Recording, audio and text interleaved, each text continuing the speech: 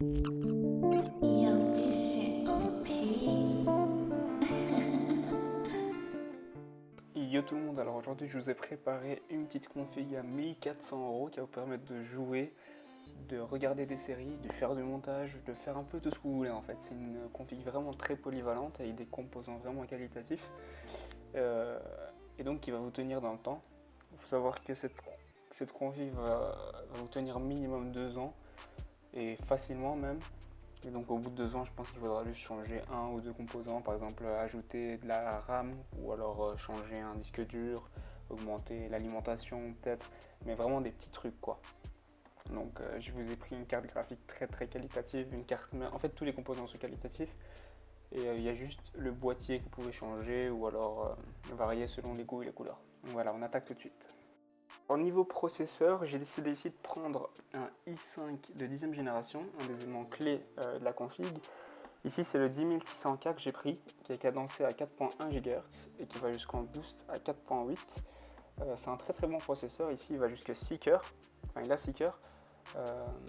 Donc, j'ai pas pris un i7, mais il faut savoir que c'est pas parce que j'ai pas pris un i7 qu'on ne peut pas faire ni du montage, ni jouer à des gros jeux gourmands. Moi, j'ai déjà monté des PC i3 qui font tourner des gros jeux, GTA par exemple, en ultra. Donc, je vous mettrai en bio des liens benchmark avec des vidéos de cette config qui font tourner des jeux en ultra pour voir un petit peu, pour que vous fassiez votre propre avis quoi. Mais donc c'est un très bon processeur, je vous le conseille très vivement. Alors question carte mère, j'ai pris une très bonne carte mère aussi parce que c'est le composant qui va lier tous nos composants. Donc le processeur, la carte graphique, la RAM, etc. Donc tous les composants vont être branchés sur la carte mère. Il faut une très bonne carte mère, c'est pour ça.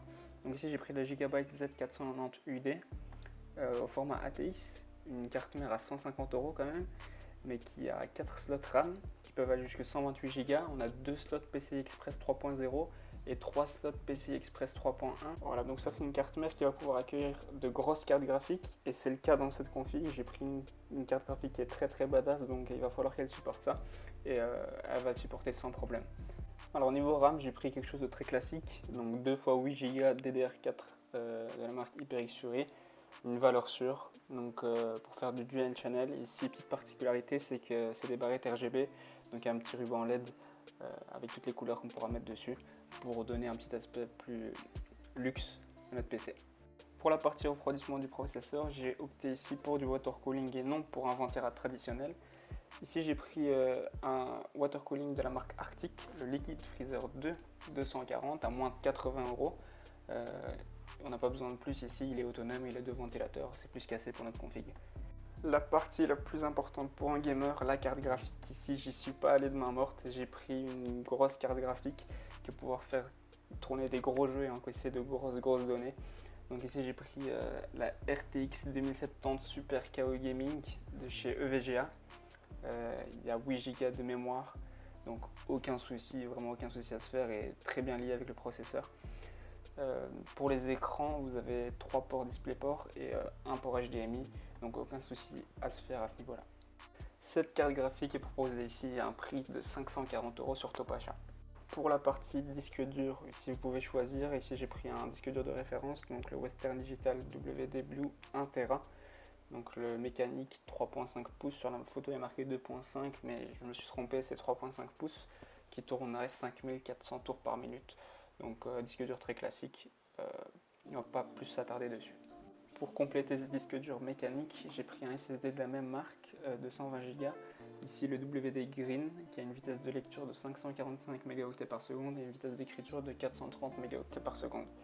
Ici c'est très important, surtout dans des configs comme ça, à ce prix là, de prendre un SSD car il va vous permettre de démarrer votre PC en moins de 15 secondes, contrairement à un HDD qui va prendre beaucoup plus de temps. Ici le SSD va aller jusqu'à 4 fois plus vite qu'un disque dur normal. Donc c'est très conseillé, surtout pour des configs à ce prix là. Même chose ici, donc si vous voulez opter pour une capacité un peu plus grande, il faudra débourser un petit peu plus et du coup le budget de 1400 € sera un petit peu dépassé. Concernant l'alimentation, j'ai pris une alimentation de 650 watts, donc de marque Corsair, une très bonne alimentation modulaire, 100% modulaire et certifiée 80 plus Gold, donc très bonne alimentation qui va pouvoir alimenter tous nos composants sans aucun souci. Alors pour le boîtier, c'est la question des goûts et des couleurs qui entrent en jeu. Ici j'ai pris un boîtier de référence, le Calling Stronghold de couleur blanche. Je l'ai trouvé beau, avec une full fenêtre du côté droit, du côté de gauche, ça dépend de quelle vision vous le voyez.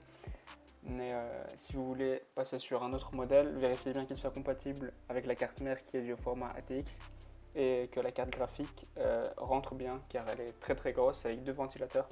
Donc vérifiez bien tous ces des petits détails. Ce boîtier, je vous le certifie, il est compatible à 100% avec tous les composants de la config. Donc à vous de voir. Voilà, donc on arrive au terme de la vidéo. J'espère qu'elle vous aura plu. Ici on arrive à un total de 1402,91 €. Les composants sont disponibles en description. J'ai fait un devis avec le nom des composants précis et le prix. Si vous avez des questions, n'hésitez pas à me les poser dans l'espace commentaire. Et sinon, si vous avez aimé la vidéo et le travail fourni, n'hésitez pas à lâcher un like et vous abonner à la chaîne.